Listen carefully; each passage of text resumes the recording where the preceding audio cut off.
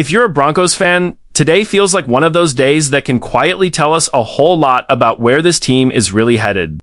With training camp officially getting underway, there are already some major questions hanging over this roster.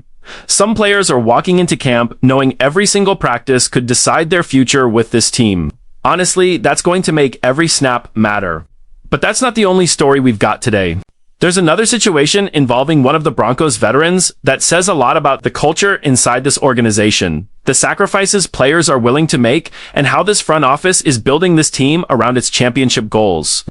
It's one of those stories that could completely change the way fans look at what happened behind the scenes over the last several months.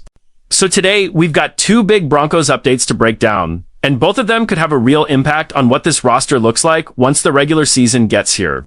Before we dive in, if you're a real Broncos fan, I'd really appreciate your support. My name's Andrew. This is Broncos News Daily.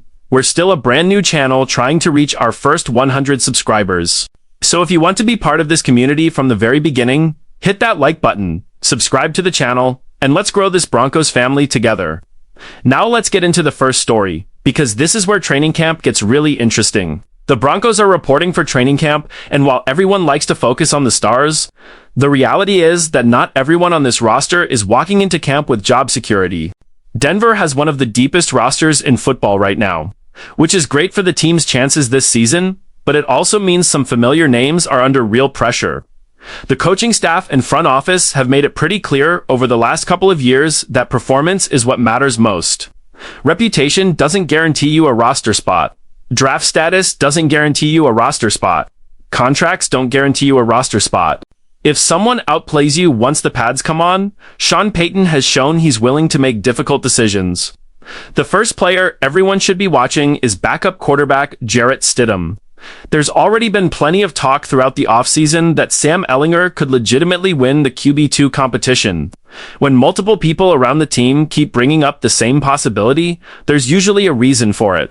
Stidham hasn't had many chances to start games over the last few years, but the biggest opportunity came during the AFC Championship game after Bo Nix went down with an injury. Those were incredibly difficult circumstances to step into, but it's possible that performance gave the Broncos coaching staff a clearer picture of where he stands. What's fascinating here isn't just the quarterback competition itself, it's also the financial side of things. Stidham has been a valuable veteran presence in the quarterback room and has developed a strong relationship with Bo Nix since the rookie arrived in Denver, but he's carrying an $8 million cap hit this season. If the Broncos decide to release him, they could save around $4.5 million. If they somehow found a trade partner, those savings could climb to roughly $6.5 million. So this isn't simply about who throws the football better in August. It's also about roster construction, salary cap management, and whether Denver wants to invest that much money in what could become its third quarterback. The second situation involves two running backs at the same time, Jaleel McLaughlin and Tyler Beatty. Honestly, it feels fair to group these two together because they're fighting a very similar battle. Right now, both players may need to convince Sean Payton to keep a fourth running back on the initial 53-man roster. That's certainly possible because Payton did something similar last season when he kept McLaughlin around, even though he was inactive for several weeks. Before eventually becoming valuable because of injuries, the problem is that both McLaughlin and Beatty had opportunities last year when J.K. Dobbins went down with an injury, and neither one truly grabbed control of the backfield. Broncos fans remember how frustrating the running game became late in the season. There were moments when Denver simply couldn't pick up the tough yards it needed, including critical short yardage situations during the AFC Championship game against the Patriots. That's something this coaching staff clearly hasn't forgotten. What's interesting is that both McLaughlin and Beatty are respected inside the building. They're among the longest tenured players currently on the roster, and Sean Payton has always seemed to appreciate what they bring to the locker room. But at some point, production has to match loyalty. Training camp could be their final opportunity to prove they still belong on this football team. The third player is edge rusher Drew Sanders. And this one honestly feels disappointing because everyone remembers how much potential he had coming out of the 2023 NFL draft. As a third-round pick, expectations were much higher than what we've seen so far. Part of that isn't entirely his fault. The Broncos have struggled to find a permanent position that truly fits his skill set, and injuries have repeatedly interrupted his development before he could build any momentum. Those two issues together have created a difficult situation. Without consistent reps and without a clearly defined role, Sanders hasn't been able to show the player many believed he could become. Sean Payton has complimented the work Sanders has put in throughout the offseason, which is encouraging, but compliments only go so far. Now he enters training camp knowing he has to prove he deserves a place on this roster. And that's going to be one of the more intriguing position battles to watch over the next several weeks. Finally, there's tight end Caleb Lohner. He's another recent draft pick whose future isn't completely secure, despite Sean Payton praising his development after rookie camp. Unfortunately, fans never really got to see those improvements during organized team activities or minicamp, because Lohner was recovering from a lower body procedure. The former 7th-round pick from Utah now finds himself competing not only against veteran tight ends already on the roster, but also against Denver's two newest additions at the position, Justin Jolie and Dallin Bentley. Both were selected in the 2026 NFL Draft.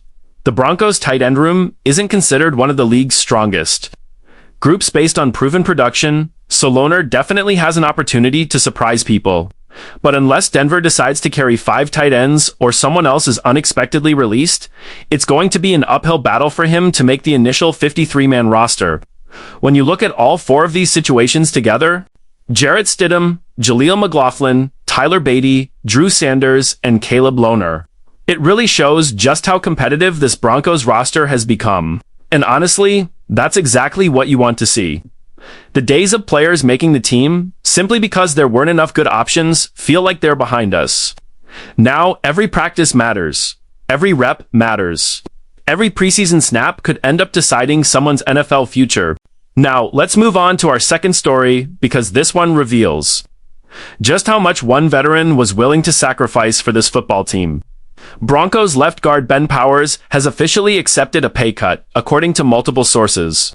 Once you learn everything that happened behind the scenes, it's hard not to respect him even more. Originally, Powers was scheduled to earn a base salary of $12.5 million this season. According to the Denver Post, the Broncos reduced that base salary while slightly increasing his signing bonus, which had been worth about $5.4 million. The exact details of the new contract haven't been released yet, but the important part is that both sides reached an agreement before training camp. What's really incredible is the context behind this decision. Powers has spent months hearing speculation that he could be cut or traded as he enters the final year of the 4-year, $52 million contract he signed back in 2023. Then came another revelation that many fans didn't know. Last season, Powers suffered a torn left biceps during Denver's Week 5 win over the Philadelphia Eagles, and spent much of the year on injured reserve before finally returning in Week 16. But that wasn't the end of it. According to sources, Powers also suffered a Lisfranc Frank injury, the same injury that ended J.K. Dobbins' season. It happened during that Week 16 game against the Jacksonville Jaguars. Instead of shutting it down, Powers played through that broken foot for the final 4 regular season and playoff games. Think about that for a second.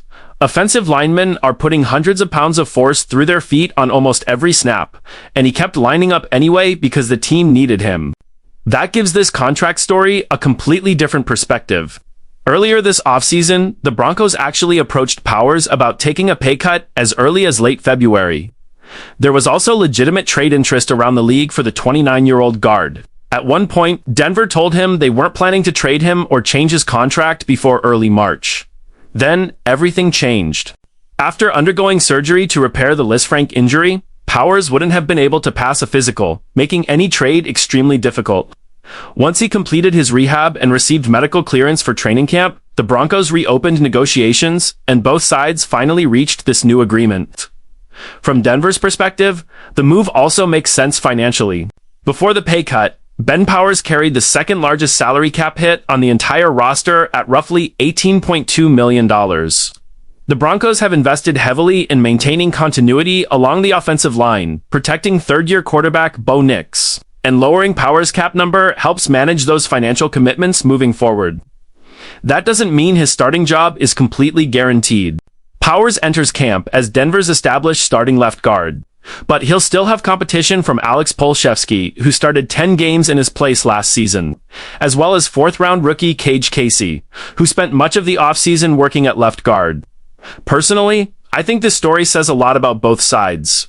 It says something about the Broncos' commitment to building the strongest roster possible under the salary cap, but it also says a lot about Ben Powers as a teammate. After everything he battled through physically, after playing on a broken foot, he still found a way to work with the organization instead of creating unnecessary drama. As Broncos fans, that's the kind of commitment you want to see from veterans helping build the culture around Bo Nix and this football team. Training camp is officially here. Roster battles are about to heat up. Veterans are fighting to keep their jobs. Younger players are trying to force their way onto the roster. The Broncos are making difficult business decisions that could ultimately strengthen this team for the season ahead.